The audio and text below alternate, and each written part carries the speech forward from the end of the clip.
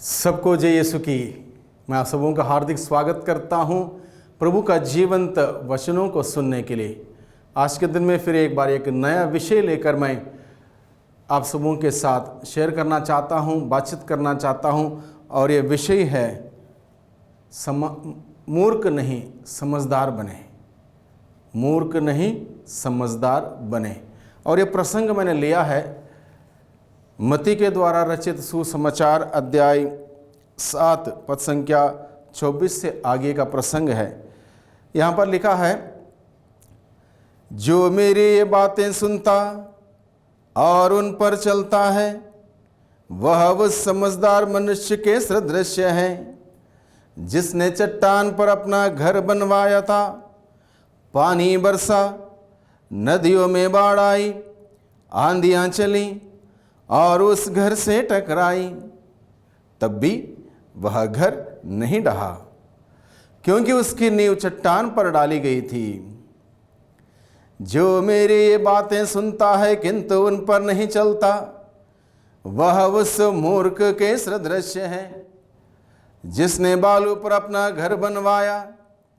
पानी बरसा, नदियों में बाढ़ आई, आंधियाँ चली और उस घर से टकराई, वह घर ढह गया और उसका सर्वनाश हो गया।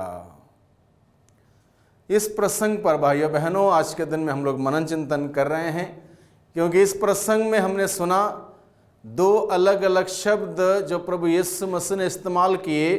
वो शब्द हैं समझदार और मूर्ख। इसलिए प्रभु इस छोटे से प्रसंग के द्वारा हम सबों को समझदार बने रहने के लिए बुलाता है। हम कभी भी किसी भी परिवेश में मूर्ख ना बने। समझदार बनने से क्या होता है, मूर्ख बनने से क्या होता है, इस बारे में हम लोग इस प्रसंग के माध्यम से विचार करें, मनन चिंतन करें। इसलिए आइए हम सभी इस वचनों को समझने की चेष्टा करें, प्रयास करें। एक एक शब्द हम लेकर चलते हैं। यहाँ पर लिखा है, जो मेरी ये बातें सुनता, यानी कि प्रभु यीशु मसीह हम सबों से कहता है, जो मेरी ये बातें, यानी कि जो बातें हमें धर्मशास्त्र के माध्यम से, पवित्र बाइबल के माध्यम से जो बातें प्रभु ने हम सबों से कही हैं, जो मेरी ये बातें सुनता, धर्मशास्त्र में लिखी हुई बात को सुनता है और उस पर चलता है। ये दो अलग अलग कार्य। एक है सुनना, प्रभु का वचन सुनना, दूसरा है उसके अनुसार चलना। ये दोनों कार्य एक सिक्के का दो पहलू।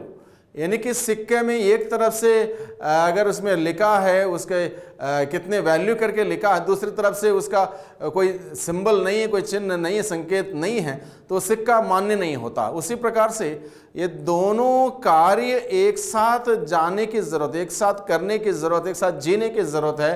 प्रभु कहता है, जो मेरी ये बातें सुनता है और उसके अनुसार चलता है। बहुत बार हो सकता है हम लोग सुनते तो हैं, प्रभु का वचन सुनते हैं और उसके अनुसार बहुत बार हम लोग चूक जाते हैं उसके अनुसार चलने में। यानी कि उसका जो असर हमारे जीवन में होना चाहिए प्रभु का वचन का, जो कि जीवंत है, शक्तिशाली है, सामर्थ्यवान वचन है, वो सामर्थ्यवान वचन जो हम सुनते हैं, शक्तिशाली वचन जो हम सुनते हैं, उसके अनुसार जो हम नहीं चलते हैं, उसका इफेक्ट जो है हमारे जीवन में नहीं आता है। इफेक्ट नहीं आता, यानी कि इफेक्ट नहीं आया मतलब क्या हुआ, वचन सुना, उसका फायदा हमें नहीं मिला, उसका बेनिफिट हमें नहीं मिला।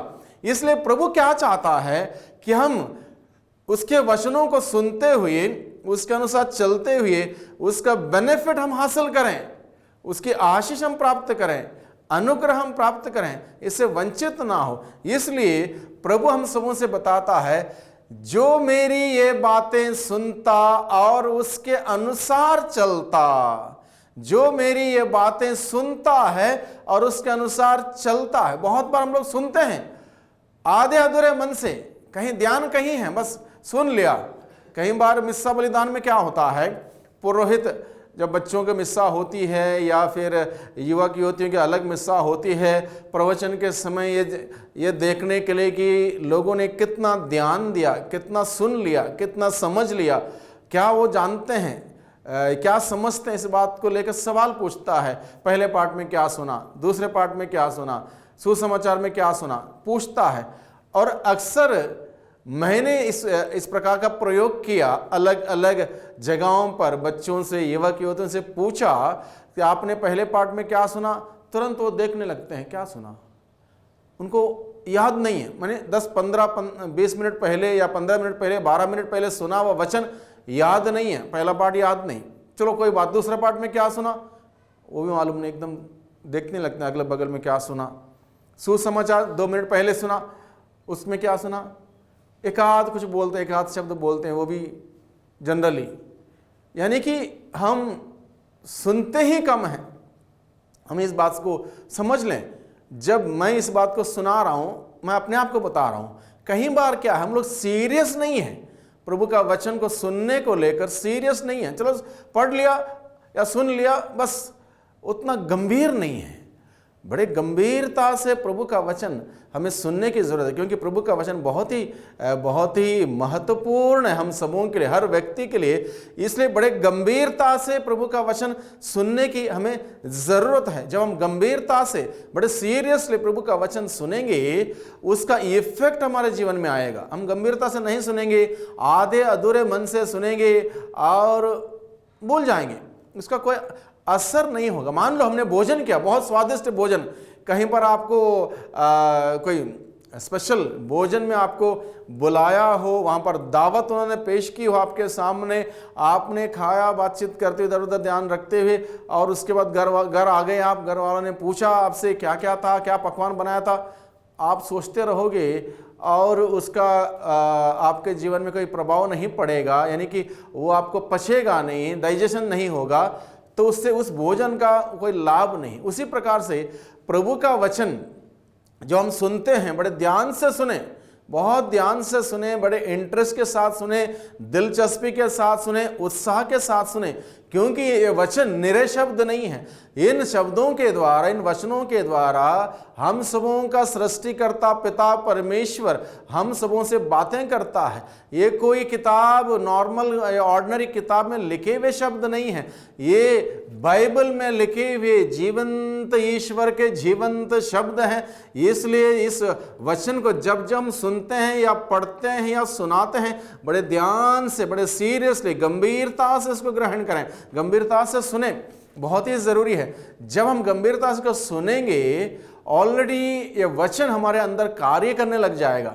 ये वचन का प्रभाव हमारे मन पर, मस्तिष्क पर पड़ेगा, हमारे सोच विचार पर पड़ेगा, हमारी भावनाओं पर पड़ेगा, क्योंकि ये वचन, बाइबल बताता है, जीवंत वचन है। जीवंत वचनों को हम सुनेंगे इस अंदाज से, वो वचन अपने आप में हमारे जीवन में कार्य करेगा। इसलिए जब जब हमें मौका मिलता वचन सुनने का, वचन पर मनन चिंतन करने का, वचन पढ़ने का, वचन सुनाने का, हम इसको बड़े गंभीरता से लें, बड़े गंभीरता से लें, क्योंकि प्रभु अपने वचनों के द्वारा हमें स्पर्श करता है। प्रभु अपने वचनों के द्वारा हमें स्पर्श करता है। लाजरस प्रभु का मित्र मर गया था, चौथे दिन प्रभु यीशु मसीह वहां पर पहुंचे, तब मार्था और मरियम बोलती है आज चौथा दिन है, यानी कि मर के 4 दिन हो गए, कब्र में रखा गया उनको कब्र में रखा है, 4 दिन हो गए। तो प्रभु मरे हुए लाजरस के कब्र के बाहर खड़े होके, मरे हुए लाजरस के कब्र के बाहर खड़े होके प्रभु यीशु बोलता है लाजरस बाहर निकल आओ। मरी हुई लाश के अंदर भी ईश्वर का जीवंत वचन प्रवेश कर गया और वहां से उसको जीवन मिला, वो जिंदा हुआ। यानी कि वचन, प्रभु का वचन इतनी शक्तिशाली है, इतने सामर्थ्यवान है। इसलिए हम लोग जब जब इसको सुनते हैं, पढ़ते हैं, बड़े सीरियसली सुने, बड़े सीरियसली इसको पढ़ें, मनन चिंतन करें, और यह वचन हमारे जीवन में कार्य करेगा, हमारे अंदर हमें जीवन प्रदान करेगा। इसलिए प्रभु का वचन सुनना बहुत ही जरूरी है, बड़े सीरियसली, गंभीरता से सुनना बहुत ही जरूरी है। सुनने के बाद क्या है? सुनने के बाद प्रभु का वचन बताता है, सुनने के बाद उसके अनुसार चलें। यानी कि ये प्रयास हमारे ओर से हर वक्त जारी होना चाहिए, जारी रहना चाहिए कि मैं प्रभु का वचन जो मैंने सुना हूं उसके अनुसार चलूं, उसके अनुसार उसका पालन करूं। केवल पढ़ा, केवल सुना और भूल गए, छोड़ दिया, कोई इफेक्ट नहीं होगा, कोई असर नहीं होगा, मेरे जीवन में उसका कोई प्रभाव नहीं रहेगा। इसलिए वचन का प्रभाव मेरे जीवन में आना हो, वचन के सामर्थ्य मेरे जीवन में आना हो, उसके अनुसार मुझे जीवन बिताने का प्रयास करना होगा।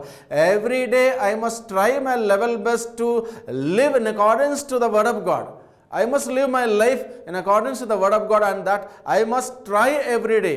Every day is an ongoing process that I should be living my life in accordance to the word of God. ये मेरे अंदर होना चाहिए, क्योंकि वचन केवल सुनने के लिए नहीं है, ये वचन हमारे जीवन का निर्माण करने के लिए, जीवन का निर्माण होना हो, वचन हमारे अंदर प्रवेश करना है, हमारे मन में प्रवेश करना है, हमारे दिल में प्रवेश करना है, हमारे जीवन में वचन का प्रवेश होना जरूरी है। तब जाके ये वचन हमारे जीवन में क्रियाशील होगा, अन्यथा ये वचन हमारे जीवन में क्रियाशील नहीं होगा। That will not be active in our life. The word of God will not be active and alive in our life. Suppose if I don't take it seriously, यानी कि इसका मतलब ये है कि हमें प्रभु का वचन जो सुनता हूं, मैं जो सुनता हूं उसके अनुसार मैं चलने का हर दिन, हर वक्त, हर समय प्रयास करता रहूं, तब जाके वो मेरे जीवन में क्रियाशील होगा। ईश्वर का वचन हमारे जीवन में अर्थदायक होगा, हमें सामर्थ्य देगा, शक्ति देगा, बल प्रदान करेगा। इसलिए प्रभु क्या कहता है, इन बातों को लेकर प्रभु क्या कहता है, जो मेरी ये बातें सुनता है किंतु उस पर नहीं चलता वो मूर्ख है। प्रभु कहता है जो मेरी बातें सुनता है उस पर चलता है वो समझदार है। प्रभु यीशु ने कहा मेरी बातें सुनता है और उसके अनुसार चलता है वह व्यक्ति समझदार मनुष्य के सदृश है। और इसका समझदारी का वर्णन प्रभु ने एक उदाहरण के द्वारा किया है। उस मनुष्य की समझदारी का वर्णन, जिसने प्रभु का वचन सुना, उसके अनुसार चला, उसकी समझदारी का वर्णन प्रभु ने एक उदाहरण के द्वारा किया। उदाहरण क्या है, एक मनुष्य ने अपना घर बनवाया। अपना घर बनवाते वक्त उसने क्या किया, उसने अपने घर की नींव को चट्टान पर लगा के रखी, जिसका नतीजा यह हुआ चट्टान पर उसके घर की नींव लगाने के वजह से वहां पर बाढ़ आई, आंधी चली, तूफान आया और पानी भर गया, लेकिन उस घर को नहीं गिरा पाया। उस घर को इसलिए नहीं गिरा पाया क्योंकि वह घर उसके घर की नींव चट्टान पर लगा के रखी थी उस मनुष्य ने। इसलिए प्रभु बताता है वो मनुष्य समझदार निकला। वो मनुष्य समझदार निकला क्योंकि उसने अपनी घर का निर्माण का प्लानिंग इतने सही तरीके से किया। उसने अपनी घर की बुनियाद, घर की नींव चट्टान पर लगा कर रखी। अब चट्टान कौन है? चट्टान हम सब, मान लो हम सभी एक ईश्वर के मंदिर हैं। हम सभी ईश्वर के मंदिर हैं, यानी कि जैसे कि संत पौलुस हमें बताता है, क्या तुम्हें मालूम नहीं कि तुम्हारा शरीर ईश्वर का मंदिर है, यानी कि इस मंदिर में ईश्वर निवास करता है। ये घर, ये शरीर रूपी घर, ये शरीर रूपी घर, ये हम सबों का व्यक्तित्व एक प्रकार का मंदिर है, एक प्रकार का घर है। इस घर को चट्टान रूपी यीशु मसीह में लगा के रखने की आवश्यकता है। Jesus is the rock. प्रभु यीशु चट्टान है। प्रभु यीशु मसीह पर मुझे अपने जीवन को आधारित रखना है। यीशु मेरी चट्टान है। अगर मेरा जीवन यीशु पर आधारित होगा, यीशु के मूल्यों पर आधारित होगा, यीशु के सिद्धांतों पर आधारित होगा, यीशु के वचनों के अनुसार आधारित होगा, यीशु को मैं अपनी चट्टान मान के चलूंगा, तो यीशु जो चट्टान है मुझे किसी भी परिवेश में, किसी भी दुनिया की आंधी में, किसी भी दुनिया के तूफान में, किसी भी प्रकार की बाढ़ में मुझे विचलित नहीं होने देगा। मुझे वो सुरक्षित रखेगा। भले ही जैसे स्रोतकर्ता लिखता है स्रोत 91 में, भले ही मेरे दाएं और बाएं हजारों और लाखों ढेर हो जाएं, किंतु तुमको कुछ नहीं होगा, किंतु तुमको कुछ नहीं होगा। ये प्रभु का वचन हमें आश्वासन देता है। यानी कि हमारा जीवन चट्टान रूपी यीशु मसीह में लगा के रखने से हमें कुछ नुकसान नहीं होगा, बल्कि हमें निरंतर इसका फायदा होता रहेगा। इसका हमें निरंतर फायदा होता रहेगा। हालेलुया। Hallelujah, hallelujah. इसलिए इस बात को हम समझें, इस बात को समझें प्यारे भाइयों बहनों, अगर मैं अपने जीवन रूपी घर की नींव चट्टान रूपी यीशु मसीह में लगा के रखता हूं, मुझे किसी प्रकार का नुकसान नहीं होगा। मुझे बचाने वाला प्रभु मसीह मेरा साथ होगा। वो मुझे हर प्रकार के दुनिया के विरोध करने वाले आंधी से, अलग अलग प्रकार के चुनौतियां रूपी आंधी से, अलग अलग प्रकार की बीमारी परेशानी रूपी तूफान से मुझे हमेशा बचा के रखेगा। मुझे किसी बात की कमी नहीं होगी, क्योंकि वो चरवाहा मेरे साथ रहेगा। मुझे किसी बात की कमी नहीं रहेगी। इसलिए हम अपने जीवन रूपी घर की नींव को चट्टान रूपी प्रभु यीशु मसीह में लगा के रखें, और प्रभु यीशु मसीह हमें सुरक्षित रखेगा, हमें संभालेगा, हमारी रक्षा करेगा। हर प्रकार के दुनिया के आंधी से, दुनिया के तूफान से, दुनिया के बाढ़ से हमें बचा के रखेगा। हमारा कोई नुकसान नहीं होगा। इसलिए प्रभु अपने वचन के द्वारा कहता है, जो कोई भी व्यक्ति उस प्रभु मसीह में विश्वास करता है, जिसने पिता परमेश्वर ने हम सबों के मुक्ति के लिए मुक्तिदाता के रूप इस दुनिया में भेजा, जो कोई भी व्यक्ति उस प्रभु मसीह में विश्वास करता है, उसका नुकसान नहीं होगा, सर्वनाश नहीं होगा, बल्कि उसे अनंत जीवन मिलेगा। वह व्यक्ति अनंत जीवन के लिए चुना जाएगा। इसलिए प्रभु कहता है, जो मेरी बातें सुनता है, उसके अनुसार चलता है, वो समझदार है। वो समझदार मनुष्य क्या करता है? अपनी जीवन रूपी घर की नींव को चट्टान रूपी यीशु मसीह में लगा के रखता है, जिससे वहां उसको सुरक्षा मिलेगी। मुझे सुरक्षा देने वाला प्रभु मसीह है, मुझे संरक्षण देने वाला प्रभु मसीह है, मेरी रक्षा करने वाला, मार्गदर्शन करने वाला प्रभु मसीह है। अब प्रभु मसीह में मैं जीता हूं, प्रभु मेरी रक्षा करेगा। यह बात स्पष्ट है, प्रभु अपने वचन के द्वारा बताता है। वह मनुष्य समझदार है जो प्रभु का वचन सुनता है, उसके अनुसार चलता है। वह समझदार मनुष्य के सदृश्य है। अब दूसरी तरफ देखें,